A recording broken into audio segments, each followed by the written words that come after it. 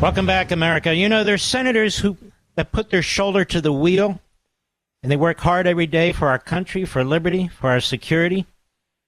They're not flamboyant.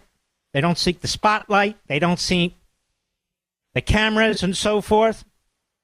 And yet when it comes to reelection, they got to fight like hell, because they typically are running against people who have no substance, but that's all they are, flamboyant, drama queens, drama kings. Deb Fischer is a solid senator from the state of Nebraska. Senator, how are you? I'm doing well, Mark. How are you doing? I'm doing very, very well. Now, tell us about your race in Nebraska, and then I want to talk about your opponent's views versus your views, because they're pretty stark.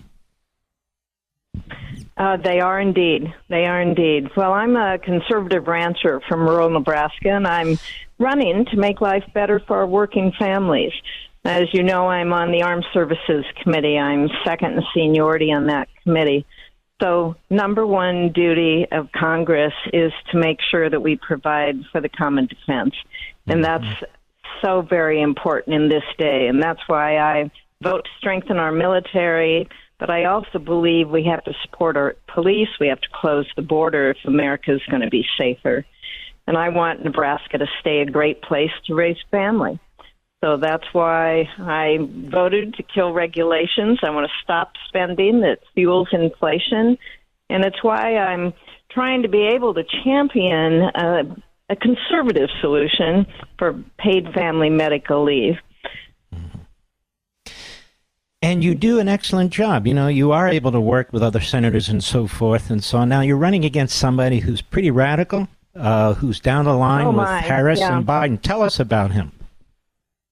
Yeah, my opponent is named Dan Osborne. He says he's an independent, but he is really Democrat. He is supported by out-of-state Democrats like George Soros. He supports amnesty for illegals.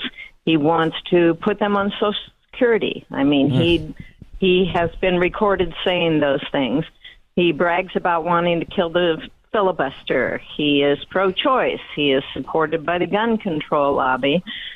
He is really too far left for Nebraska, and voters are finally realizing that. We've been able to get up on the air, get our ads up, and people are understanding that this is no independent. And he's not going to fool Nebraskans. You know, he's not going to fool Nebraskans. And I'm guessing they're spending a boatload of money to try and recreate this man and trying to smear you, and they're doing this in every state. I'm guessing that's happening. Is that correct? Oh, yeah. You know, he, as I said, his funding comes from out-of-state billionaires, George Soros-type billionaires. He's raised a boatload of money on Act Blue, which funds Democrats. Mm-hmm. And he has two super PACs that are out there. So he has already spent over $10 million, or his super PACs have, in ads attacking me. And they're just making bigger and bigger buys here in Nebraska for more and more ads. And, you know, it's hard to fight that. But like I said, I think Nebraskans are going to see through this, and a Nebraska Senate seat is not going to be for sale. We are out working hard. I always travel the state. Nebraskans know who I am. We work well together on important issues for the people of this state. And he's an unknown quantity, and he really doesn't delve into any kind of depth on any issue. Well, what is his background? I've never heard of this guy before. No, he's a union guy. He led a strike against the Kellogg Company in Omaha a few years ago, and it was just announced a month or two ago that Kellogg is now leaving Omaha and taking about 500 jobs out of the Omaha area. We had a city councilman who even came out and said that Dan Osborne is the reason those jobs are going to be gone now for Omaha. But that didn't get much or any press coverage in Nebraska. So we're just trying to get that message out on who he really is. Now, Senator Fischer, if people want to help you in Nebraska or the whole country, where do they go? They should go to debfornebraska.com. That's DEBFOR Nebraska.com. And, we could really, really use the help. As I said, we're having millions come into this state in attack ads.